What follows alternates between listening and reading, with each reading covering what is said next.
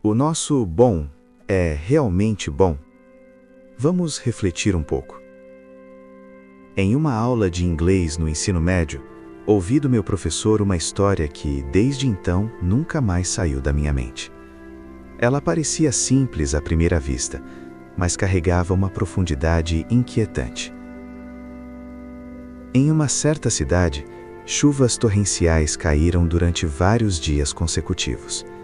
A força das águas foi tamanha que ruas desapareceram, carros foram arrastados e bairros inteiros ficaram submersos. Casas foram cobertas quase por completo. Em meio ao caos, havia um senhor conhecido por todos como alguém extremamente dedicado a Deus. Durante toda a sua vida, falava sobre fé com entusiasmo, participava de celebrações, ajudava na comunidade e demonstrava externamente uma confiança inabalável no Criador. Quando as águas começaram a subir rapidamente, seus instintos o levaram ao ponto mais alto da casa. Subiu para o telhado e ali, cercado por um horizonte de destruição, começou a clamar. Suplicava para que Deus interviesse de forma sobrenatural. Pedia que a mão divina entrasse em cena e o salvasse, fosse para continuar vivendo, fosse para partir em paz. Durante aqueles momentos de tensão, o corpo de bombeiros passou 3 vezes pelo local tentando resgatá-lo. Os profissionais, arriscando suas próprias vidas, insistiram para que ele descesse e fosse levado a um abrigo seguro junto com outros desabrigados.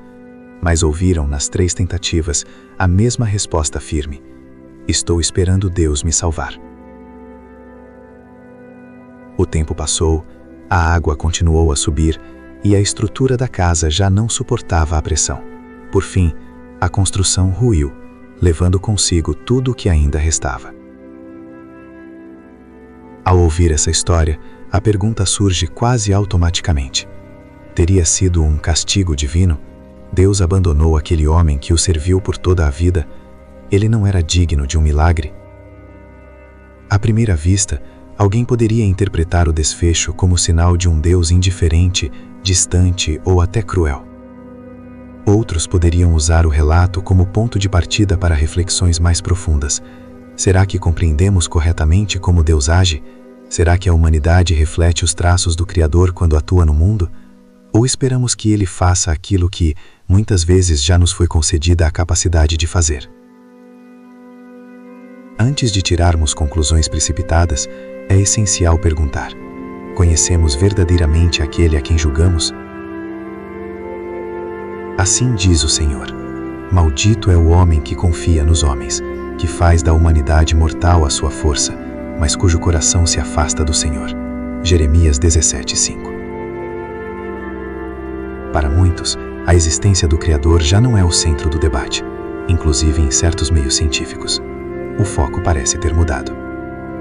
Em vez de discutir se Deus existe, tenta-se cada vez mais atribuir a Ele as falhas do mundo. Há um esforço constante para associar ao Criador sentimentos tipicamente humanos e pecaminosos, como raiva descontrolada, desprezo ou vingança, como se ele compartilhasse das mesmas limitações morais que nós. Mas se a humanidade, por livre vontade, desenvolve uma sede insaciável por poder e riquezas a ponto de destruir a si mesma, onde exatamente repousa a culpa?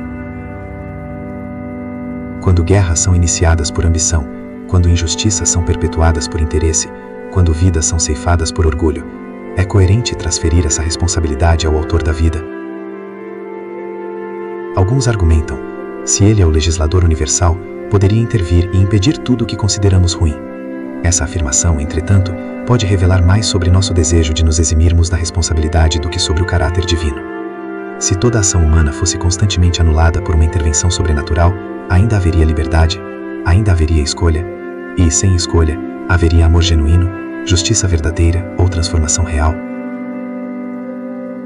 Quando dizemos aos nossos olhos, talvez não percebamos o quanto essa expressão é limitada. O que é ruim para um grupo pode ser visto como necessário por outro. Um regime autoritário pode considerar a guerra um instrumento legítimo para alcançar seus objetivos. Já o povo ameaçado por esse regime enxerga o mesmo conflito como tragédia e opressão. Assim, Nosso conceito de bem e mal frequentemente está atrelado à posição que ocupamos na história. Acabamos então avaliando Deus com base em pressupostos convenientes, moldados por interesses específicos e circunstâncias momentâneas. Julgamos o eterno a partir do imediato. Medimos o infinito com a régua do presente. Talvez a maior dificuldade humana seja aceitar que algo aparentemente ruim pode, dentro de um panorama muito mais amplo, cumprir um propósito que desconhecemos. Não possuímos sequer uma fração infinitesimal da compreensão dos planos divinos. Nossa visão é limitada pelo tempo, pelo espaço e por nossas próprias emoções. Isso não significa que o sofrimento deva ser ignorado ou romantizado. Significa, porém, que nem sempre estamos em posição de decretar o que é absolutamente bem ou pior em termos definitivos. E aqui surge uma questão ainda mais desconcertante. O bem também pode ser praticado por pessoas consideradas más. Atos positivos podem emergir de intenções ambíguas. Decisões vistas como duras no presente podem evitar males maiores no futuro. Se até nossas categorias morais são muitas vezes confusas e relativas, como podemos afirmar com plena segurança quais caminhos a sociedade deveria trilhar, ou quais decisões Deus deveria tomar? Talvez a história do homem no telhado não seja sobre abandono divino, mas sobre percepção. Talvez o socorro tenha vindo, 3 vezes, e sido rejeitado por não corresponder à expectativa de como Deus deveria agir. No fim, a pergunta que permanece não é apenas se Deus é bom. A pergunta é: será que o nosso conceito de bom é suficientemente amplo, profundo e humilde para compreender a complexidade da realidade?